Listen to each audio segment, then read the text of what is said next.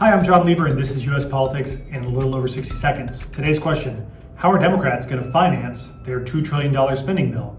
Well, I don't know, and the Democrats don't know either. The original idea was to undo a lot of the Trump tax cuts from 2017. This is a very unpopular tax bill that every Democrat voted against.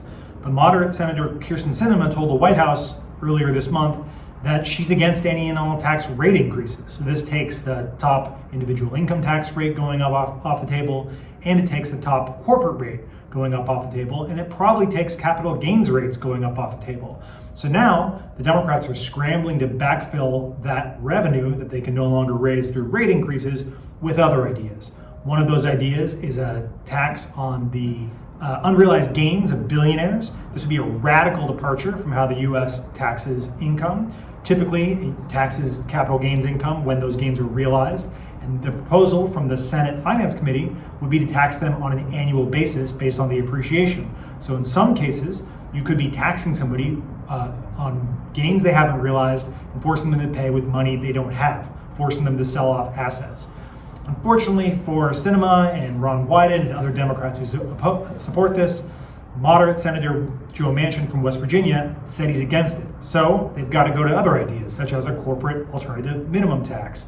The U.S. used to have such a tax in place before the Trump tax cuts, but it was repealed because it didn't raise that much revenue and it was a little confusing and had high compliance burdens.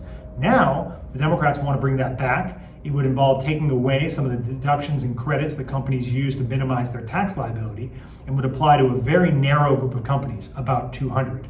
So if you look at the corporate minimum tax, if you look at the Billionaires tax, which would affect about 700 people in this country, you're looking at raising an awful lot of revenue from not a large number of people. And this is a really big problem because you're not going to be able to get all the way to $2 trillion in spending with these somewhat narrow tax increases.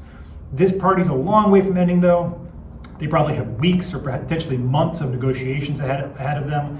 They'd like to get an announcement this week before the president leaves for his trip to the G20 and the Glasgow Climate Summit. They may get something announced, but the details of that are going to be worked out over a long period of time. Thanks for watching. This has been U.S. Politics in a little over 60 seconds.